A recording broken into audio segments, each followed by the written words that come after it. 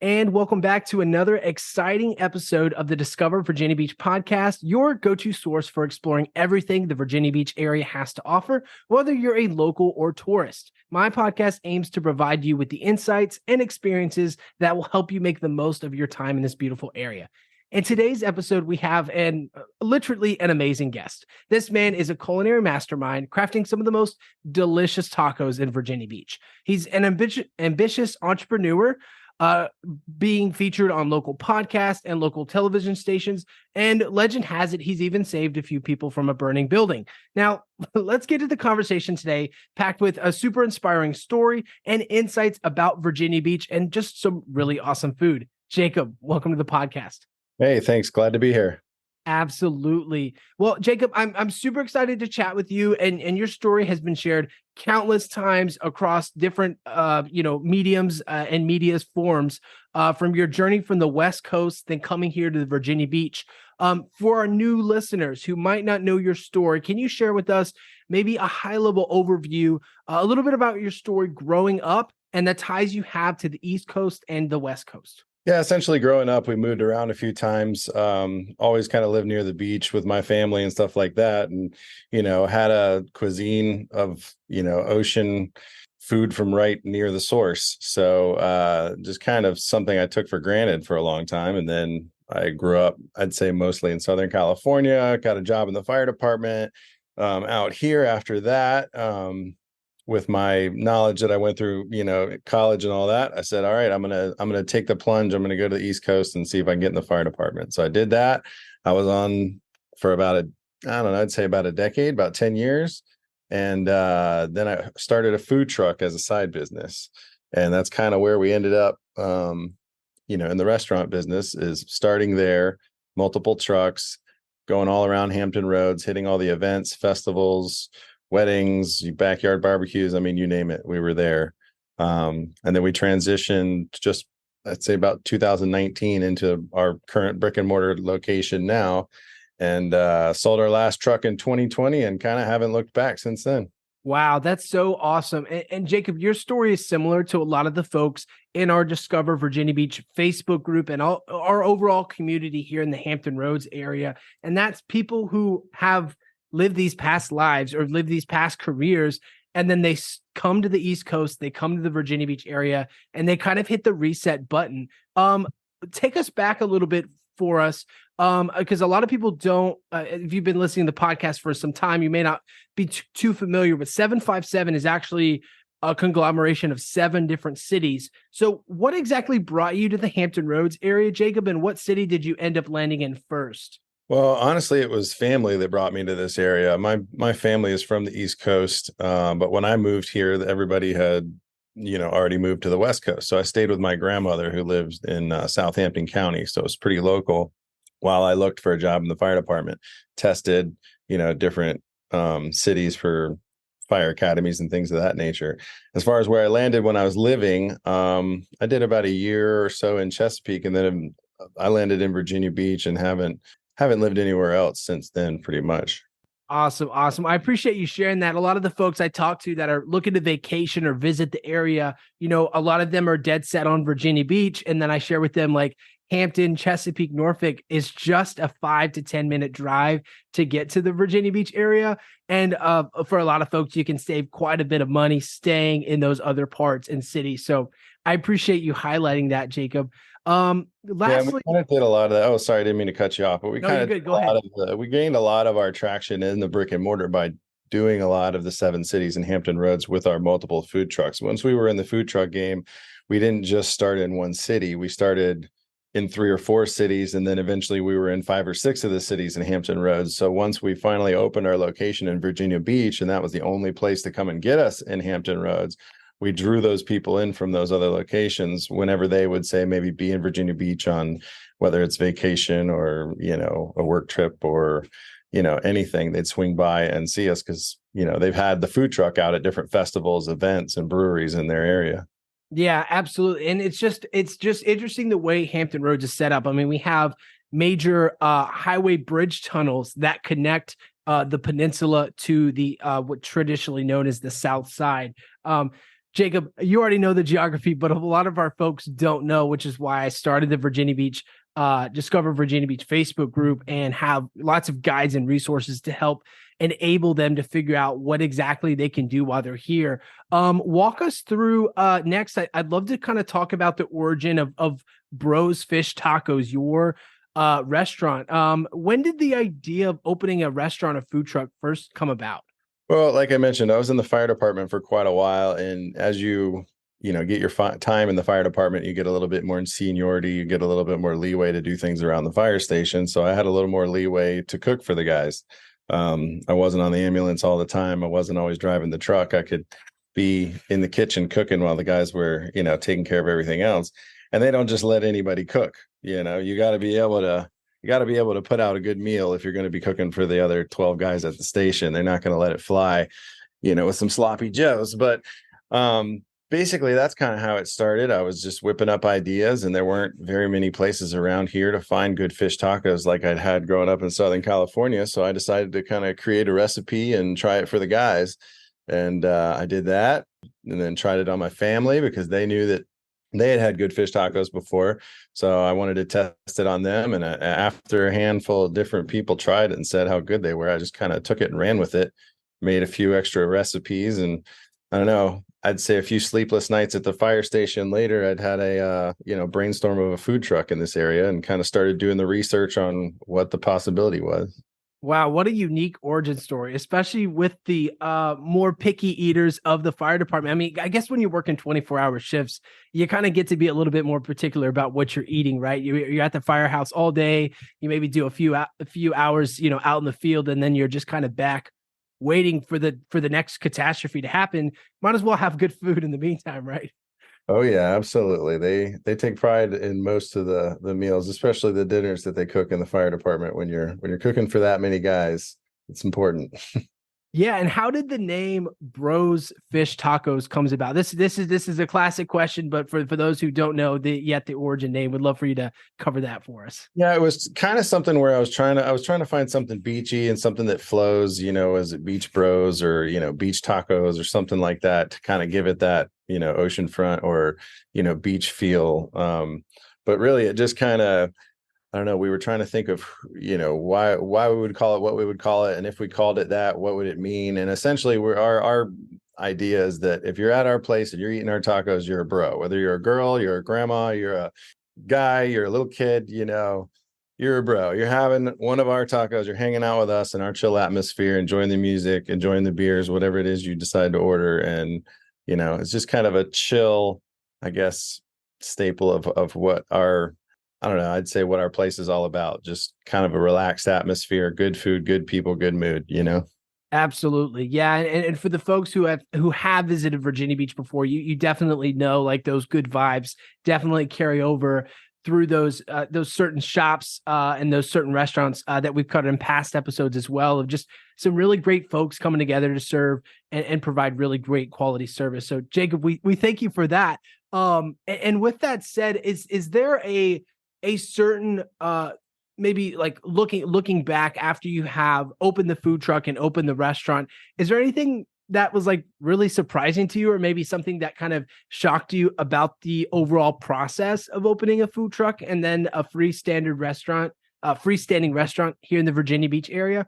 Well, I'd say the most shocking part about the food truck, life was that, I mean, there weren't very many of us back then when we first started our truck. There was a handful of trucks around. Some of them were ice cream and cupcake trucks. So they weren't really doing food like, a lot of them do now. But there weren't very many of us. So it was shocking to me to see how many of the cities and how many of the different locales and places had no idea what to do with us. They had to revamp their laws. They had to relook into all of their permits and all their licensing and all that stuff because they hadn't had to deal with it up until that point. They didn't have food trucks around here.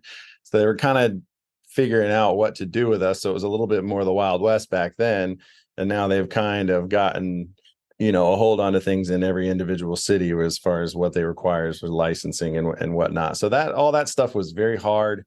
There was a lot of fees and people in your pocket and things like that at the beginning that I didn't foresee. It was expensive. It was hard. It was a tough grind, but the surprising part I'd say was that, and then how people reacted to my food. I didn't know how it was really going to go. And for the most part, we had great reaction to what we were serving on the truck, which was obviously a little bit more limited menu at that time.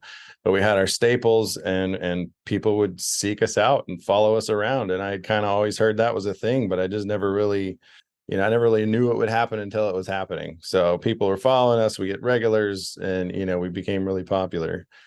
So that was surprising. And then as far as the brick and mortar location, I was surprised at how much easier it is than running a food truck. To be honest with you, I mean, I was also running multiple trucks at one time out of like a warehouse type situation. So, it's all relative, but it's definitely, there's still plenty of stress. There's still stuff I got to deal with every day, but it's not mobile, and rolling around from different location to location. So it's all manageable in one location. But to touch on what we said earlier, I'd say probably the fact that we opened our doors and had immediate reaction from people, the followers, the people that had been following our truck all the time. I mean, were there to support us right when we opened and, help us hit the ground running. Interesting. And I'm not gonna in any way pretend like I know how to operate a food truck, because I don't, although it's a fun idea for a lot of entrepreneurs and maybe just, people that, I have a license and I can make food, I'll drive a truck. But it really was the Wild West, like you said, and in the real estate sector for myself over the past, 15 years, we've just seen nonstop growth here in the community. And for better or for worse, the city has done a really good job of connecting the Hampton Roads area together. So it's interesting that you say that. I mean, you reach out to the city, you try to get your license and your certifications, and they're like, "Oh, you guys are all connected, and you could drive from Williamsburg, to North Carolina in like under 3 hours." Like, how do we manage this? We across state lines and regional lines. So do you think it's gotten better, Jacob, over time, or you I still think think some it's of it's gotten better. I think certain cities have done a really good job of, managing the trucks and managing the areas they can go in and stuff like that. It just becomes. I just wish there was one whole license for all of Hampton Roads versus having sure? each individual locale and pay taxes each individual. One, it becomes a lot of paperwork for one truck running around, but you are crossing state lines and city lines and things like that, as you said. So that part of it is kind of a big headache, trying to make sure you're not doing anything wrong. You're not doing, crossing any lines you're not supposed to cross. But then again, back when we started, I was almost educating half the people that I was dealing with in the Sure. municipalities on what food trucks were and what we actually did and what their laws actually described. So it was, like I said, it was kind of wild early times, but I've been out of it for a while. We haven't had our trucks since 2020. So I'm sure things have changed quite a bit since COVID. I mean, we were running our truck a little bit, during that time, and I know things were changing then. So I can't say as much for how they're, doing it now, but I know that it was a constant progression and it was a constant, I guess, thing that the cities wanted to tackle and figure out, sooner than later. Yeah, well, nonetheless, Jacob, very, very inspiring. Just the fact that you went and undertook that. I mean, like, there's not a college degree out there for how to run a food truck, right? Well, at least maybe there is now with some, sub class. But the fact that you took your dream, you ran with it, is just so inspiring. And a lot of people in our community right now are at a crossroads where they're thinking about, relocating to the Virginia Beach area, or they're thinking about, taking that next vacation, and due to COVID, they maybe had to put it off. I hope those of our listeners hearing this know that even though it may be challenging and hard and difficult at times, that like to look to Jacob's story for encouragement, because that is a really remarkable journey that you undertook. And I know you're a very humble guy. I know you won't oversell yourself here, but I'm gonna spotlight you, Jacob. The fact that you did all of these things, transitioning from a line of service is very remarkable. So thank you for that. Oh, well, thank you. Thank you. Yeah, it's been a long road. I wouldn't make any changes. I have no regrets as far as where we started and where we are now. it's been a great ride. I honestly, I couldn't tell you that obviously graduating high school or even 5 years into the fire department that this would have been something that was my dream. But now that I'm living it, like I said, it's not something I planned on or set out from the beginning, but here I am and I'm enjoying it. So Love it. Love it. Well, lunchtime is almost here at the time of this recording, and I'm getting hungry, and I know our folks here, they love to talk about restaurants. So I'd love to transition and dive into the menu and the food items offered at Bros Fish Tacos. Shall we? yeah, sounds good. Perfect. I'm sure most people know what makes or breaks a taco is the ingredients and the quality of the food. In what ways do you, Jacob, operate a business to offer fresh food and consistency with every taco that you serve? Well, the fresh part for us is easy because we're constantly making it all day long. I mean, throughout lunch, throughout dinner, we're always prepping for the next, shift, prepping for the next rush, prepping for the next thing. So we're constantly making almost all of our ingredients fresh in the back as we go. So that adds to the quality itself. We don't keep things over a long period of time or refreeze or do any of that kind of stuff. So you're getting fresh quality, every time you come in there. That's one of the big things. The other thing is consistency. We strive and push for consistency. If you tell your best friend that you want to bring them to the best place with the greatest grilled blackened ahi tuna taco that you've ever had, you bring them there and it doesn't taste the same as the one that you had before, then we're not doing it right. So that's kind of our motto. We don't get real crazy and change recipes all the time. We try and do our recipes the best we can each time and keep them very consistent. So you're having that same flavor when you come back in over and over again. We constantly are keeping an eye out for new fish and new menu items and things like that to add and cycle in. We have some seasonal things that come in and out. So it's kind of fun to see, what we'll have from year to year, but we don't get rid of the staples, unless something crazy happens and we have a worldwide pandemic and we can't get some products for a little while. Well, good for you on that, Jacob. Cooking less more often is super important, especially when you're looking at having quality and consistency, which unfortunately, even post-COVID, we don't always get. And with rising prices of food, it could be very challenging to justify taking your family out for a meal, especially when you don't know if it's always the freshest food. You have a strong menu, Jacob, and from the menu from your beer battered flounder taco, which is phenomenal, by the way. You offer a great beer and margarita options from local vendors like Coastal Cocktails to go along with your meals. Jacob, tell me about the truth, the coined the truth slogan, and the story behind some of your most popular menu items. Well, the truth is kind of where it all started. That was the first taco, fish taco, beer battered flounder taco that we experimented with and we started kind of, I guess, producing the most of.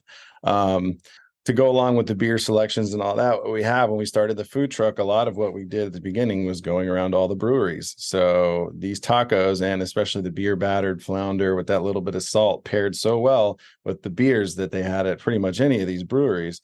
I mean, so it quickly, based on that and the flavor itself became our most popular. And that's kind of why we had a few people look at us and go, man, this taco right here is the truth. Like, I haven't had a taco like this ever. This is really good. And I didn't expect it. So that's kind of where the name came from. It landed and then stuck. That's definitely still our best seller to this day. I think the grilled blackened tuna tries to rival it from time to time, but that's only because we push it quite a bit. We know how good it is. And then on the other hand, we don't just do fish. We have other things, pork, chicken, beef, all that stuff that we season in-house and make in-house is fresh. So regardless of whether you want fish or not, we have other options, and we have desserts like cheesecakes and cinnamon churro donuts that people go crazy for. So we try to have some different flavor options on the menu, a little bit for everybody, kids and anybody that comes in. And then the same thing for the drinks. We've got 6 draft taps and then a big beer cooler full of mostly local can and bottled beverages. And yeah, we keep those cycling through too with seasonal stuff and anything new that's coming out. Wonderful. That's really so interesting because a lot of people would just stop at the fresh ingredients. But Jacob, just like with your endeavors with the food truck, you just kept pushing it to the next level. So you not only have local caught, fresh food served every time consistently, but also a really interesting deep dive into the local draft beer and drink selections that really elevate the flavor of your beverages. And if anybody knows anything about Coca-Cola and McDonald's French fries, I mean, those are the combos that have lasted, half a century. So the fact that you're continuing on with the same practice is just phenomenal. And Jacob, once again, you continue to surpass that even more so because you have some of the most friendly staff and really, truly some of the most loyal fans around, including our mutual friend and mortgage lender. Shout out to Chris Rice, featured on an earlier episode of season 1. Every entrepreneur has a unique philosophy or a set of values that often direct their business choices. What underlying beliefs or inspirations played a key role in designing the framework and ethos for your business? I mean, for me, it's kind of like it's always been the team or family mentality. I mean, I kind of carry over the same things, values that I had either from my family and also in the fire department. I mean, it's a team effort for everybody to get everything done and get home at the end of the day. I mean, regardless of what the job is, that's the task at hand. And we try to make it fun for everybody. We have great employees, and I couldn't do that. I couldn't do this. We wouldn't be here without some of the people we've had working with us and working for us. That's 100% true. We very much push customer service and, taking care of the customer as a priority in the restaurant. And it shows with our employees and the reviews and things that we see people giving. But yeah, we've kind of always had that look out for the other person next to you mentality versus, hey, I'm just going to do my stuff and get out of here. So everybody works together. Everybody wants to put out good product. And when people are happy with the food and happy with the service, it shows, and then it reflects in the employees in turn. So, I mean, that's definitely something that's very important. We're a small family-owned place. We're very close with the neighborhood, in the local community. We have a lot of regulars and people we know by first name. You don't get that, when you're going to, like you said, McDonald's or something like that. For the most part, we recognize everybody, and we just kind of have that small town feel, even though we're not in a small town, if you will. Yeah, I mean, Hampton Roads has collectively 1 million residents and locals. And the fact that you were able to, brand yourself from early on, not just realizing halfway through, like, oh, shoot, we should have been working on our customer service, but like consistently leveling that up each and every time, I think has really been able to help you elevate your brand and reach people like me who I wouldn't have seeked out, fish tacos. I mean, that's not really my thing. But the fact that Chris invited me, he was like, dude, you have to come over here and try these tacos. I was like, fine. He twisted my arm. I'll go try it. And now I'm just like, when's 12 o'clock here? I gotta go get some more fish tacos. Yeah, I mean, that's one of our favorite parts about all of it. When we can put a smile on someone's face, or, they have that shocked look of how good it actually tastes when someone brings to check it out. I mean, that's what I love to see the most, the reactions. We turn people into regulars when they were doubters at the very beginning. So it's really fun to see that. Absolutely. Well, Jacob, I really appreciate you sharing that. We are going to transition to our next segment because I understand you got to open up the restaurant soon. So this last section is our rapid fire question. Basically, it's just very short questions, very short answers. Give us the best summary you got, and we'll fire off. Sound good? All right, you got it. Fire away. All righty. Question number 1: the best beer to pair with a fried taco. Best beer with a fried taco. You're going to get me on one that is my favorite new one this year is probably by Aslan. It is called Pink Starfish.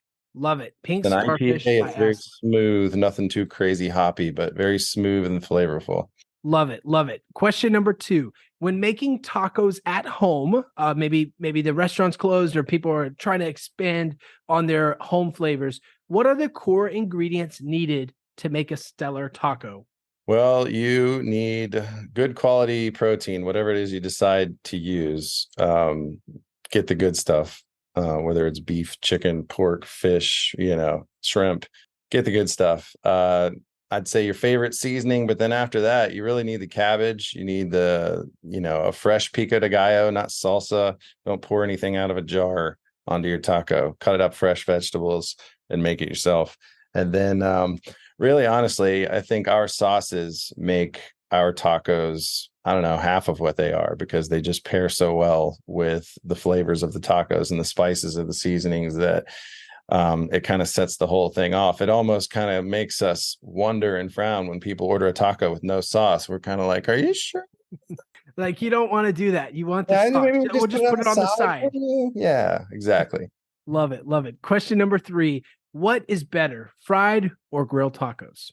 Man, it's a mood thing for me. You're not going to get me to choose, but it's a mood thing for me. The fried tacos, I mean, like I said, with a cerveza in summertime, it's hard to beat a beer battered flounder taco and that pairing. But I mean, honestly, my go-to on the regular, when I'm hungry is like I said, the blackened ahi tuna, a little bit of rice, a little bit of dill sauce, all the extras on top.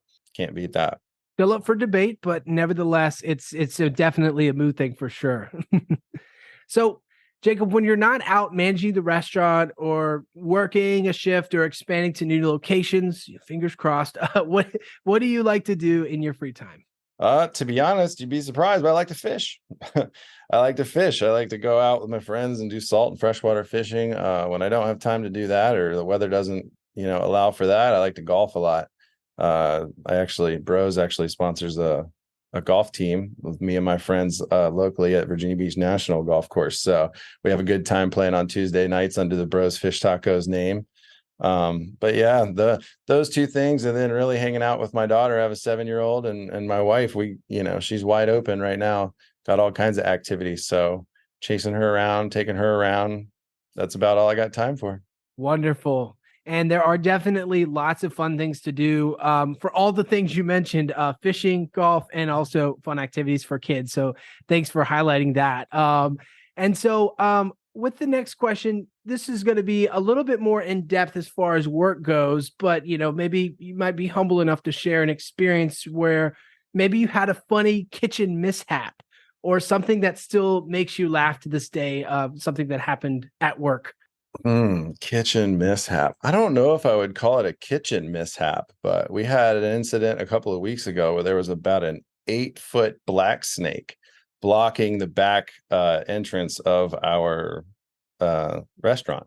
So all of our employees, where they go in the back through prep and get ready and clock in and get all their stuff and do all of our backroom activities, couldn't go into work because no one would go anywhere near this large, huge snake in the back. And so I had to drive up to work on my day off and figure out how to get this thing out of the back, out of the way, so we could get the restaurant open. That's the most recent thing I could think of. I mean, oh my goodness. Well, that is definitely a mishap for sure. I mean, so like, was it inside the kitchen? Like, did it no, it make was its way just inside? blocking the back door. It was outside, literally laid across the back door to where you couldn't open it to go inside. So you're just chilling in the sun, and nobody wanted to do anything to go anywhere near it. So I had to That's come not save my the day. job I had to save description. the I'd day make again. tacos. Right. Oh my goodness. So funny. So funny. Thanks you for sharing that. Last question, rapid fire for you, Jacob. If you were a dish on your own menu, which one would you be and why? I don't know. Kind of seems fun to be the churro donuts. You got all that extra sugar, cinnamon. You get like a nice hot warm bath, and you get, maybe call them some bath salts, around the Yeah, outside. yeah, You I can could get a see little that. drizzle over the top, the glaze. And then when you're feeling real froggy, you can get a nice large scoop of gourmet vanilla ice cream on those bad boys. I don't know. Something about that seems relaxing to me. There we go. Love it. Love it. Well, Jacob, as we wrap up this really amazing episode, and thank you for being here on the Discover Virginia Beach podcast, we'd like to extend a virtual red carpet to you, our esteemed guest, Jacob Harver. Jacob, this is your moment to share any exciting projects or products that you're currently working on. Is there anything special you'd like to share? The floor is all yours. As far as coming down the pike, nothing really new. Just trying to stay consistent with what we've got. We do street corn from time to time, at least once a year, and I think we're going to try and catch the end of corn season for that. And our street corn is something to talk about. When we post that and we start putting those out, we get people in by the drove. So I would say pay attention to see if we get a post out there for some street corn in the next week or two. Other than that, we're kind of going through the transition right now, like everybody else, with kids going back to school and everything. So we're going to see where we land there once all that settles, and just kind of keep our ear to the grindstone, looking for another location if the perfect one seems to pop up. Absolutely. We're very excited for the street corn, especially as much love as corn has gotten over the past few years with a few viral sensations. Super, super excited for that. Well, Jacob, thank you so much for your time. And of course, thank you for our dedicated listeners joining us on another episode of Discovering Virginia Beach.